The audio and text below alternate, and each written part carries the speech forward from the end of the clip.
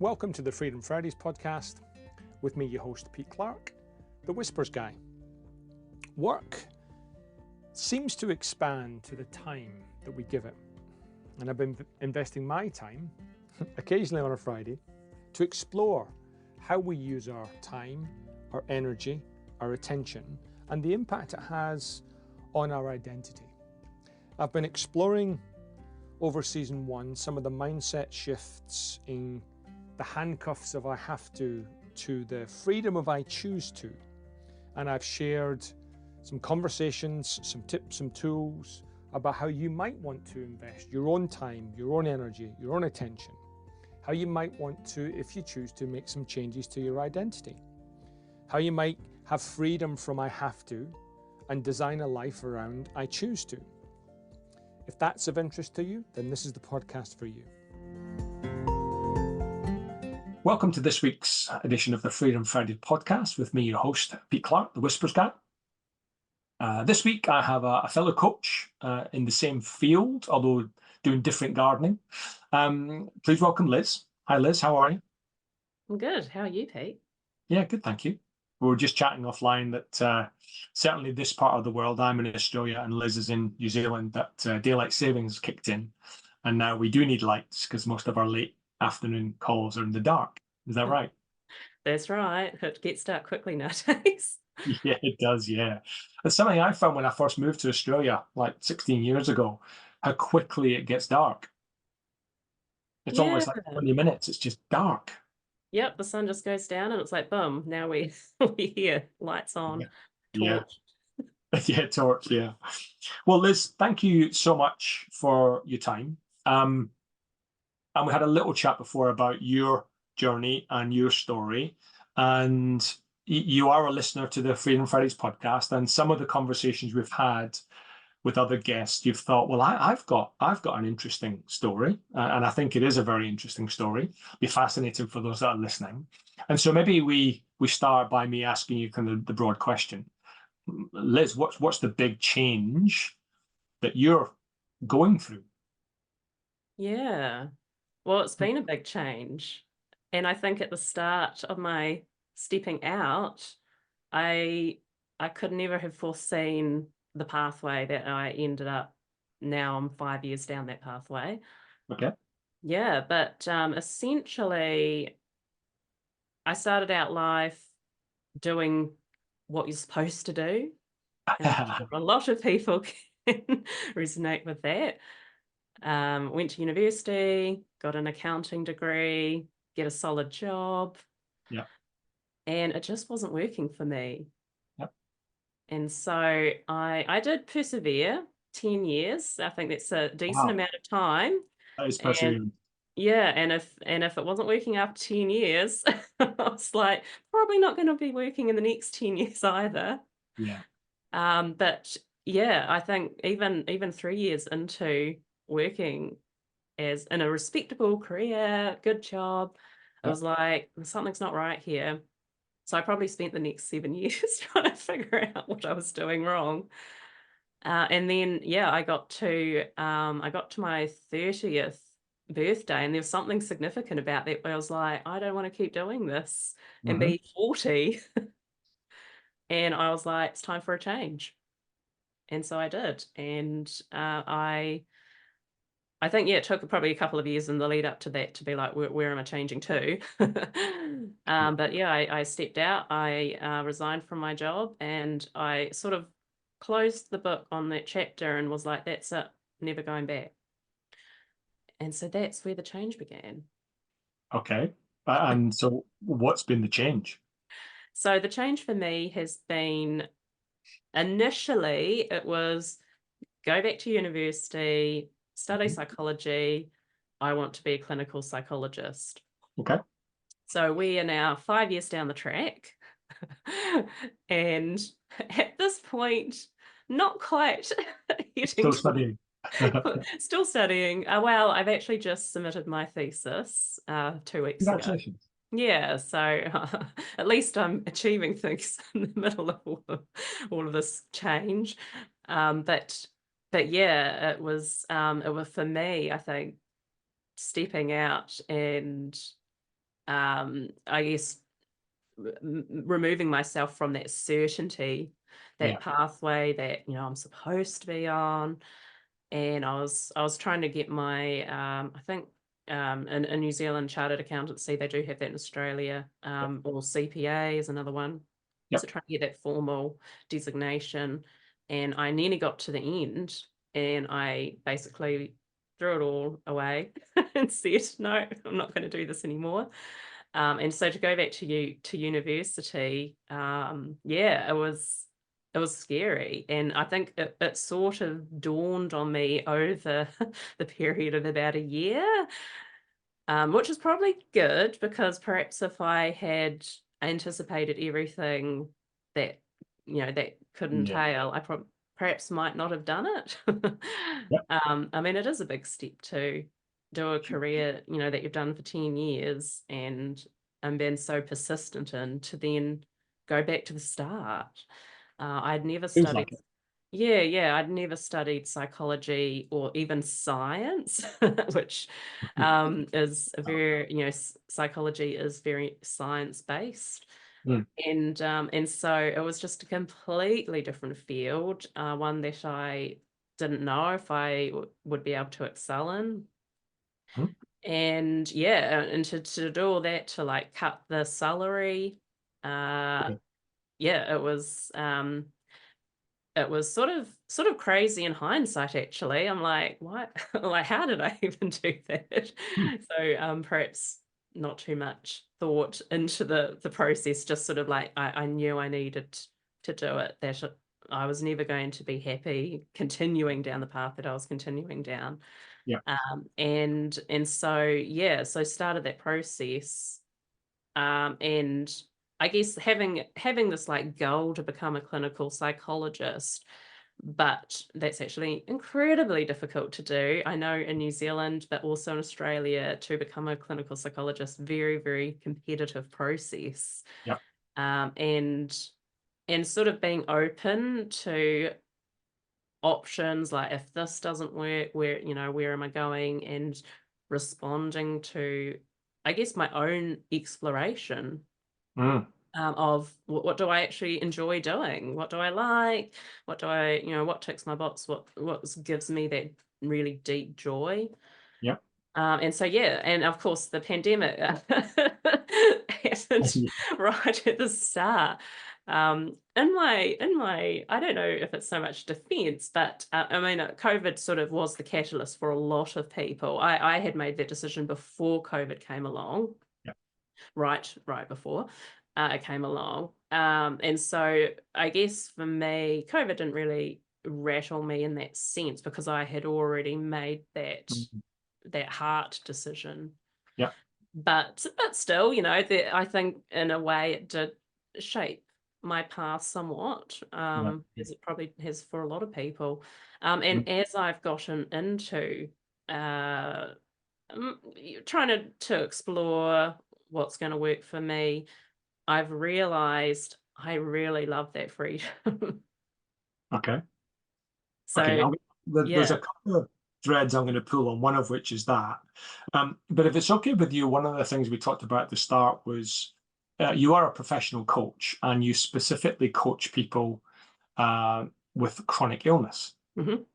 Could you tell us a little bit about that? Because that's another thread I'd love to pull on. Yeah. So I guess that ties in with my own story about why I wanted to change. Yeah. I think working in a job that didn't tick the boxes for me led me into a place where my health was a bit sort of, it was up and down, but eventually it got to the point where I was more like a permanent kind of health condition, in Right. my own, and that became the catalyst. In the end, I spent quite a few years trying to figure out what was going on with my own life. Hmm. And once I sort of got to a place where I was like, okay, I feel like I've figured some things out. That's what was the catalyst for wanting to be a clinical psychologist, Yeah. was to help people who had experienced similar to myself, in this area of chronic illness, and but specifically chronic fatigue. Okay.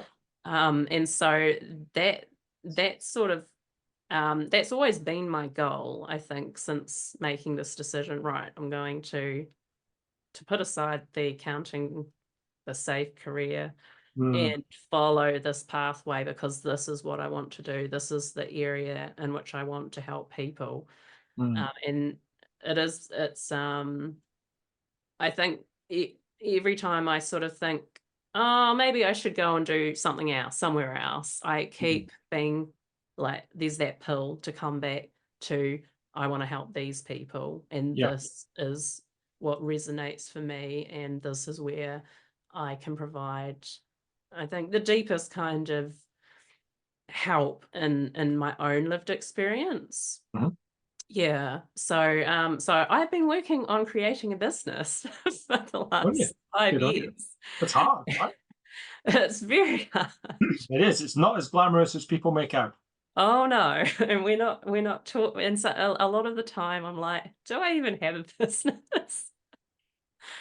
Yep. But I keep having opportunities come up and Mm, engaging in those, and people, I think now there is more and more, I'm getting that momentum, people telling me, just stick at it, you're going to get there. yeah. And I'm Good. like, yeah, I don't know where it's at the moment, but I do, I just like these natural coaching conversations come up along the way. And so yeah, so I love doing the aspect of coaching Right. people. Yeah. Right. Let me first of all check in with you. How is, if you're willing to share, how is your health now? Mm, fair question. My health is way better since I left, accounting, a job that didn't resonate with me. Right. It's progressively gotten better over time. And so, I mean, I certainly would say I live as though it could come back. The chronic fatigue and Okay. a lot of symptoms that went alongside that. Yeah. So I guess there's a degree of caution looking if there's anything on Mm, the horizon, but at the same time, it certainly hasn't held me back. And I've basically been, working full time in that capacity, and yeah. doing all sorts of different things. So my health is actually really good Good. now. Right. Yeah, Good. which is Which great. is a good, which is, the story's not so good if you're still as bad as you were, having Oh made all. no. Well, I mean, that's why I feel I've got something to offer Yeah. Yeah. because I've Yeah. been through the whole process and been in some really low points. And now I feel like I'm in a good point. And I sort of feel I can demonstrate that with what I've been able to do. And Yeah. yeah, and I want other people to get to that place as well. I don't think there's any reason why people should be left in a position of poor health. And that's not to say that we don't have like physical and mental health um, Yeah. illnesses that are there, but there's things that we can do within ourselves, our own mindsets, the way we frame things, and Right. to make things better for ourselves. And so in your exploration of your own illness, and I'm working with people that have, I'm assuming you work with more than just chronic fatigue. Mm, Um, I guess it's a speculation unless you've got evidence, specific evidence. I'm guessing that our health is on a spectrum, yes. from the worst to the best, and not necessarily talking about those at the worst end, Mhm. and maybe looking into, is it even feasible to be at our best all of the time? I'm guessing there's. Well, my question is, how many people do you think are currently living a life where their health is not optimized, but it's a chronic lack of optimization as opposed to an event based? It's really actually surprised me. And it's people that you wouldn't be able to tell either.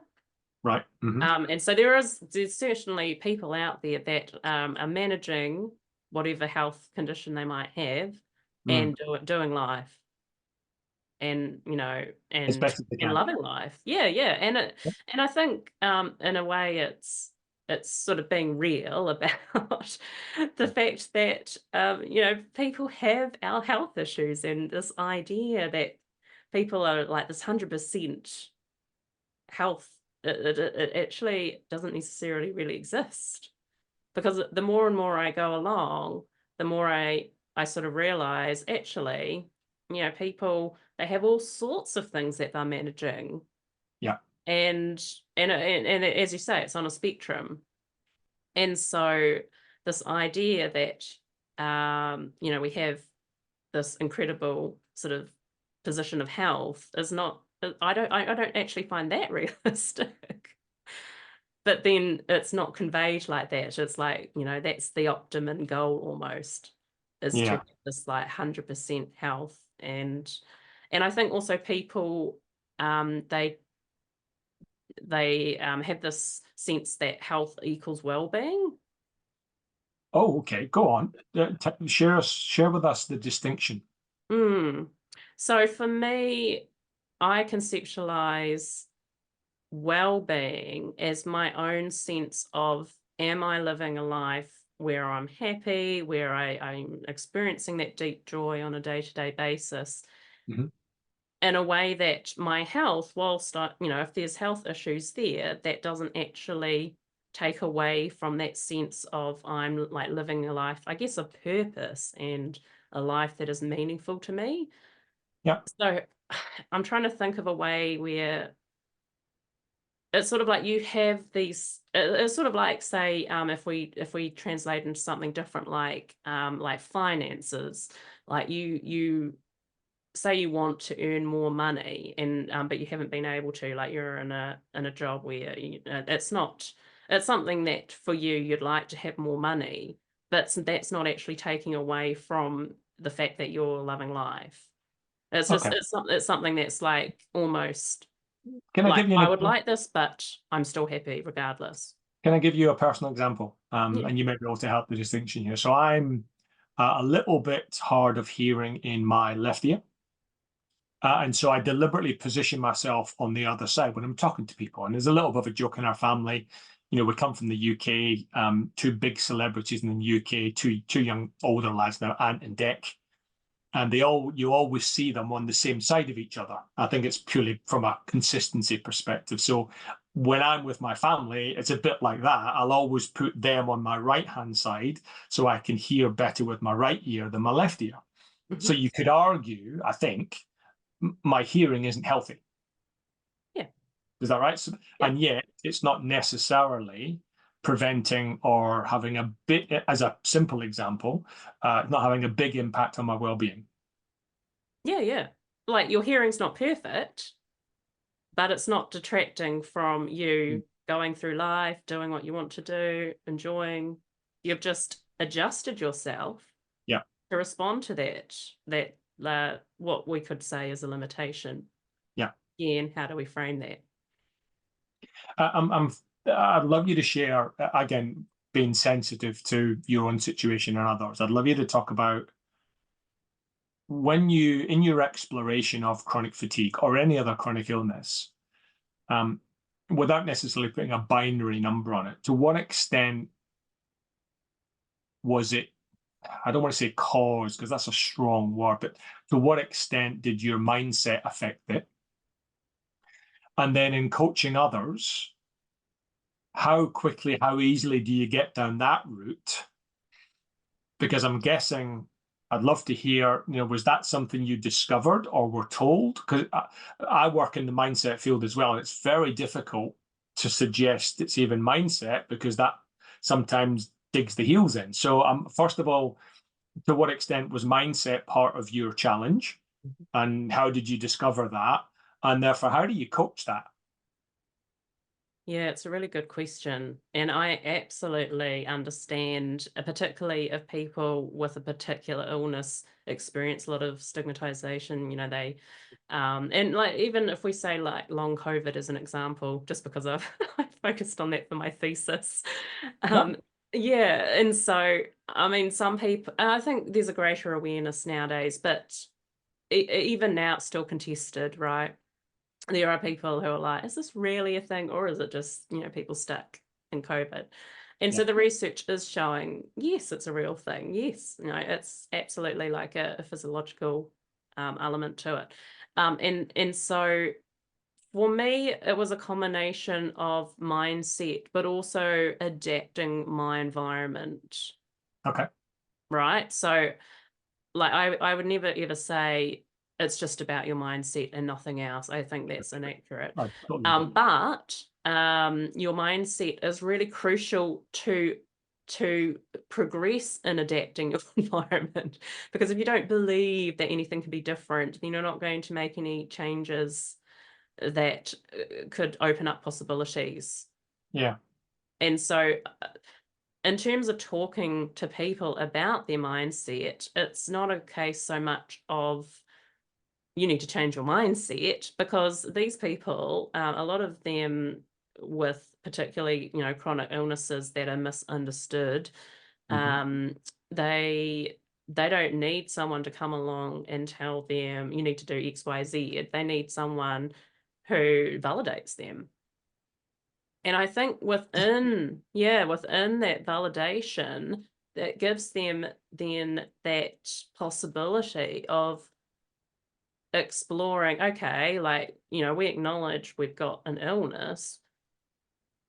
How are we going to respond to that? But if you don't have that validation, then that's almost like the first step, is like you just want to be Sure. validated for what you're experiencing. You don't want someone coming along saying it's all in your mind.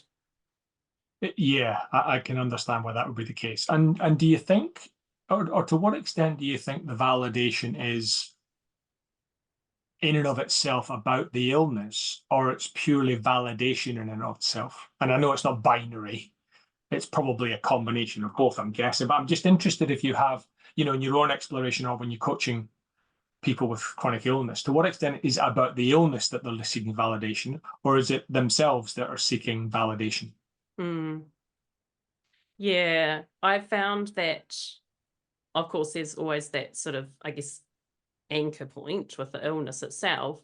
But people, they will make comments like, when, say, they get diagnosed by someone, or someone validates their illness, that, oh, thank goodness we're not going crazy. Thank goodness it's like actually real. And I Yeah, think it is that, as you say, that validation for themselves, that they're not, yeah, that they're not lying, that they're not making it up, that it is something that's real, that is more important than whatever the illness is itself. yeah. It's interesting because obviously you've got the placebo effect and the nocebo effect. I believe there is a branch of medicine called psychoneuroimmunology, Yeah, which it's is very the idea. complicated. It is, and it's obviously not as black and white as we'd like to think. The idea that our thinking, our unexpressed needs and wants and emotions can lead to Mhm. pretty serious chronic and acute illnesses that just shake yourself out of it or just change your mindset. It kind Mm. of is the solution, but it's not the way to go about it, is what my experience has been of being around. Yeah. And I think when I explore other people who have been in the space for quite a while, like, and they've been on their own personal journeys, Yeah, like, they do have a different mindset, but that is a process in itself. And I don't believe that you can just press a button, wave a wand, and no, just get there. Like, it is very individualized for each person. And I mean, people go on these kind of explorations all the time for all different things, as many of your guests have been on. And so, chronic illness is another one of those incidents where I believe it's having people in your team, people there to support you. And a lot of the time, sadly, people with chronic fatigue-based illnesses Mhm. don't have a lot of people in their team. Sure. Not every case, but certainly there's a degree of that. My wife actually suffered chronic fatigue about 30 years ago Mm. when there was nothing. Like, Yeah. you're being lazy. Yep, That absolutely. was the kind of explanation way back then. And it was quite challenging Mm. in many ways. For me, as the significant other, I had no understanding of it. Obviously, trying to be respectful and genuine about the lived experience that she was expressing, but it just didn't make sense to the other person, me, who didn't have the same thing going on. Did you have any I guess, advice for anyone that might be listening that is connected to or a significant other of someone else with a chronic illness, and how might they go about supporting them in a different way? Yeah. I just think of my own story. It was actually my husband, who at the time wasn't my husband. He was part of that validation process for me. Right. Of your And lived experience. yes, yeah. And so me like going through like figuring out like, am I just making it up, and or is this actually something real?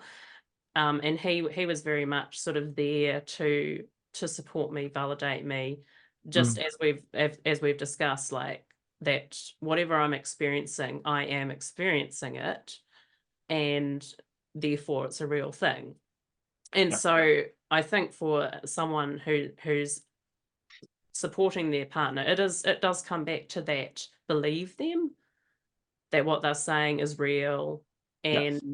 and that's really the first step, is like this person, like say with your, did you say it was your wife 30 years Yeah. ago? Right. Yeah. Yeah. I mean, if they're saying, I'm struggling, I'm just, going to work, I'm exhausted, I can't do anything when I get home, or, I need to cut down my hours, then that is them expressing what's actually happening for them. Sure. And so, yeah, for you to then be like, even just listening and not, it's sort of like taking that active listener approach and not going down the advice like we should go here or go to this doctor, or it's just literally sitting there in the space with that person. Yeah. Yeah. Um, Forgive if this is provocative, but I'm interested in exploring this. When does it go from acute to chronic? And maybe a broader question is, we're both in the world of coaching and development, and understanding the impact of language internally and externally. To what extent does the label chronic illness feed the chronic aspect of it, Mm. if at all? I mean, I don't want to disrespect anyone who's got long-term chronic stuff Mm. going on, and I'm curious, Yeah. to what extent does that label help or hinder any Yes. possible recovery? Yeah. Okay. So, medically speaking, chronic is, I believe it's 3 months or longer, certainly for chronic fatigue. So we're Okay. talking post-viral. So, and that would include long COVID, chronic fatigue syndrome, anything that's come off the back of a virus and has not resolved itself. So yeah, so I mean, clinically speaking, 3 months. Mhm. And in terms of the label itself, yes, of course, it can become a form of identity. Yep. Whether that helps or hinders, I think, is down to the way that individual approaches. Is their illness something that's limiting their life? Is it stopping them, preventing them from living life? Or is it something that's a catalyst, or something that Okay.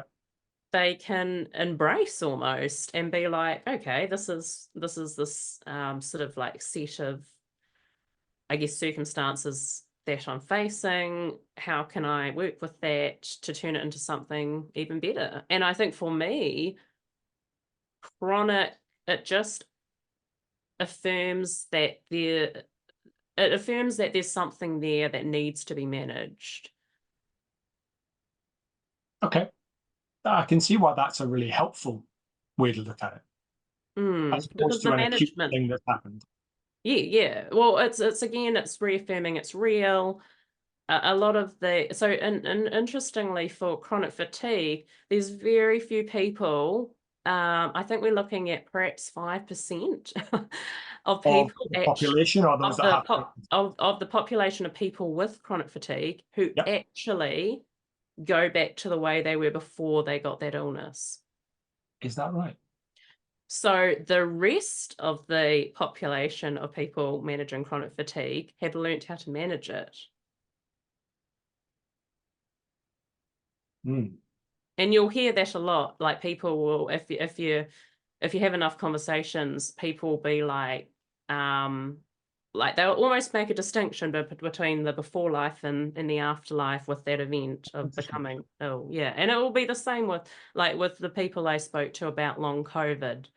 And it was a bit in the early stages. Long COVID, I guess, hasn't been going on for long enough, but very much the before and after, and that very distinctive event that occurred. And all of them said that they had actually recovered to some degree, even if that was a minute recovery, but it was also learning how to manage it. And to what extent, Liz, is it an event that causes it, or is it a period of time, there's kind of a slow drip feed into it? Because I'm interested in your journey pre-leaving the accounting. I thought I heard you say, I knew well before I finished there it wasn't for me, but I stayed 7 years. So the idea of 21 Whispers, it was already whispering to you, but it took you 7 years to hear it, to do something about it. So again, I'm wondering, how, why did it take you 7 years? What was not happening that you meant, any thoughts on, on that, now that you're on this side of it, any thoughts on that? Yeah, I think definitely for me, my personality played a huge part. That I'm quite stubborn, and I'm like, I'm not going to give up. I'm going to push through it. Yeah, just like I'm going to make this work somehow. And so that's interestingly like when we talk about the all or nothing personality. Okay, yeah. Is such a high prevalence of people with these chronic fatigue-based post-viral illnesses are of that. It's not a personality type, but they're in that type A personality, like just go for everything, like very high perfectionist standards. That seems to be a very common underlying theme. And that's I'm guessing with what got them there was, I'm just going to push through. Exactly. Yep. Just sleep. It's just, I've just been exercising too much. Oh, I'm just a bit tired. What do you expect? Look at my job. Look at the stress I'm under. Look at, blah, blah, blah, almost like rationalizing why they feel chronically fatigued. Yeah, absolutely. Yeah, absolutely. And because in the past it's worked for them to keep pushing through. But suddenly it's not working anymore. So for me, I actually started struggling basically the day I set foot in the accounting office. It was very quickly, within a few months, I was starting to take a lot of sick leave. Yeah, it was just, I think for me, it was like, what's going on here? And there's always this complex interaction, right, between, it's not just necessarily getting sick say glandular fever is quite a common example. They get glandular fever, they don't recover. But often there's also that interaction with, that all or nothing personality type, very driven, but then also other stresses that could have been in the mix as well. They could be having something going on there. Oftentimes it seems like there's a bit of a correlation with previous illnesses as well. So sometimes, and again, it's not causation, be clear here, but there is something there that hopefully will be explored more in research, where people have said, oh yes, say like 10 years ago, they got sick with something and it took a few months, but then they came right again. But then it's sort of like when something else comes along, it sort of like implodes for them. And so it does seem like there's a bit of a mix of factors, and that's what they've found, I think, across the board with any kind of illness or mental, psychological disorder, is that there's this complex interaction of genes versus the environment. Sure. And we're trying to simplify something that probably can't be simplified, but I'm interested in your sense of, to what extent was it environmental or energetic? And secondly, which came first, the physical fatigue that you felt or the mental fatigue that you felt? For me, it was physical. Okay. I'd been having these patches of, getting like a cold or a flu, and it'll take several weeks, or even a couple of months to get better. And I sort of soldiered on, but yeah, it got to a point where I could sort of tell something wasn't quite right of myself. And I just didn't. Oh, like it was very sudden onset as well. Just didn't have the capacity to work my full-time job anymore. Like I'd just be so exhausted. And I remember and this was back in 2013, so a while ago. But just going and falling asleep in my car during lunch, like for someone who is very much the all or nothing, like I'm just gonna conquer everything. It was such bizarre behavior for me to be resorting to. I bet.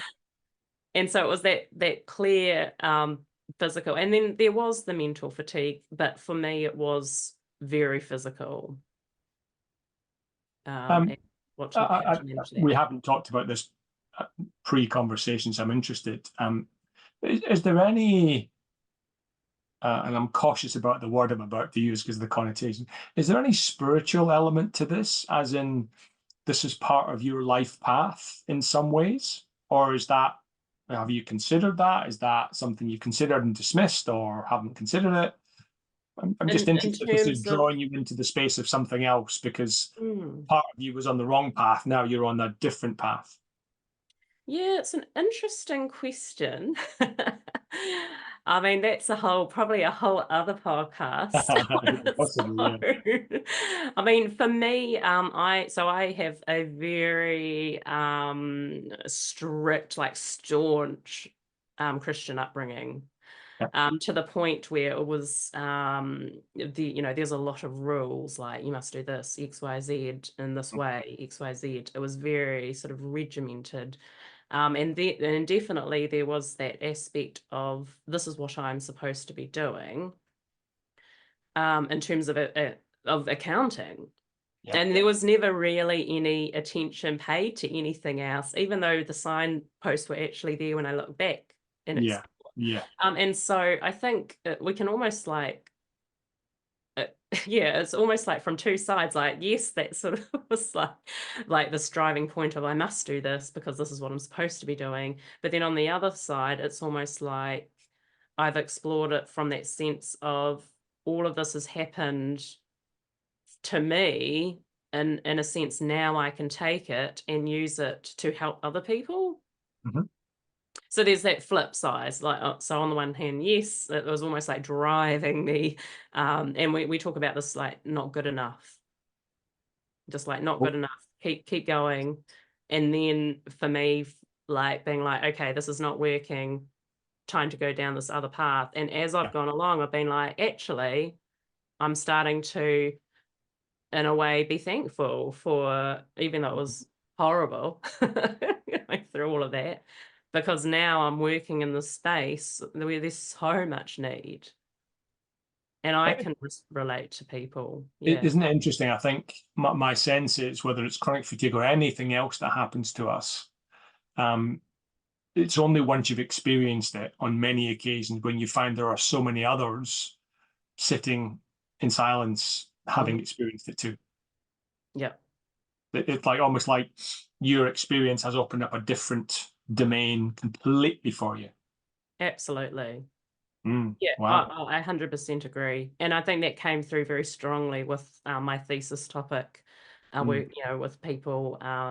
So specifically, it was on people with long COVID who had lost their jobs or lost their employment as a result of their illness. And it was, I think, had I not gone through all of that, I would have never had that kind of connection and interaction with these people. But I understood them, and I could never have understood them had I not gone through all of that myself.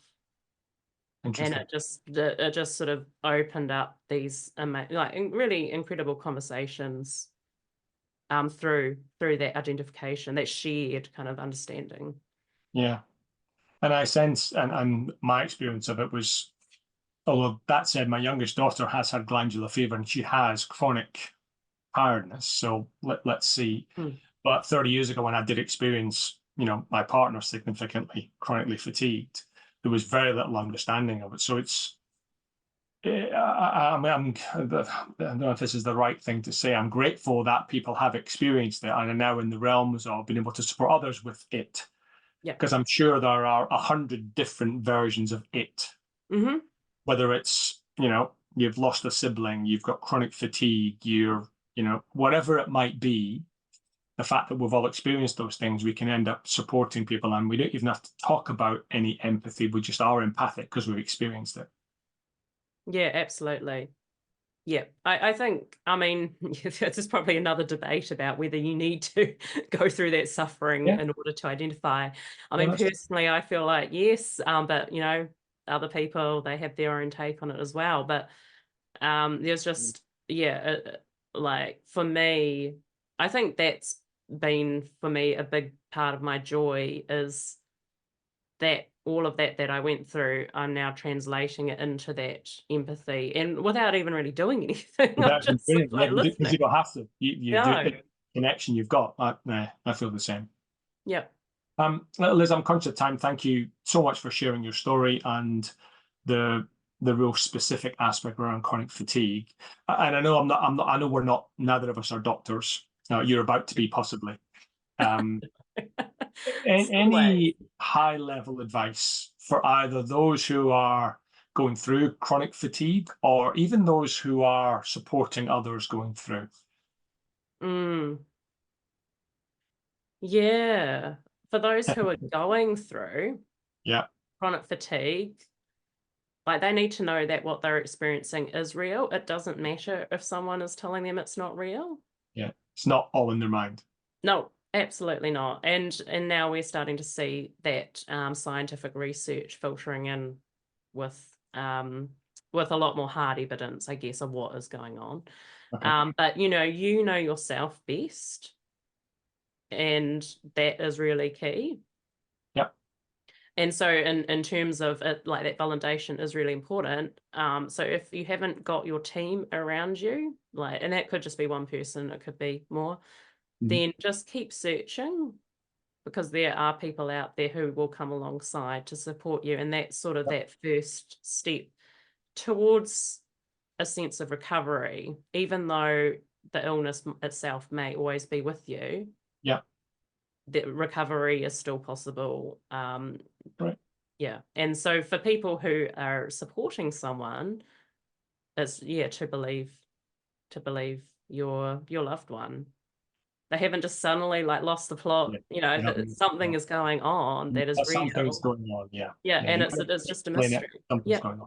Yeah, absolutely. And just that validation is so powerful. It is literally life-changing for the person.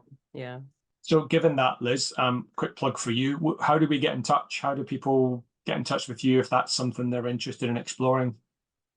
Yeah, I have been doing a post. I have been doing a weekly post on LinkedIn that took a wee bit of a hiatus while I finished my thesis. Yeah. But if you follow me on LinkedIn, and my website is www.resolveconsultancy.co.nz. Okay. And we'll put all this in the show notes for anyone that's reading or watching. And if you want to get in touch with Liz, please do. Whether you've got chronic fatigue or not, I'm guessing your lived experience of going through the big changes that you've talked about is as helpful as anything. Absolutely. I'm here to listen. Liz, thank you so much for your time. Probably more important, thank you so much for bearing your heart and soul as to your experience. And I'm guessing you're still in it to some degree, although it's better. Thank you for being willing to share and be vulnerable about with what's going on. Oh, it's been an honor. Thank you for having me on the podcast, Pete. It's been great. You're welcome. I think there'll be many people will be interested not just in the chronic fatigue side, but just the chronicness of supporting someone with something that's going on for them that's perhaps unexplainable at this point. Absolutely. There's so many out there. Yeah. Thanks, Liz.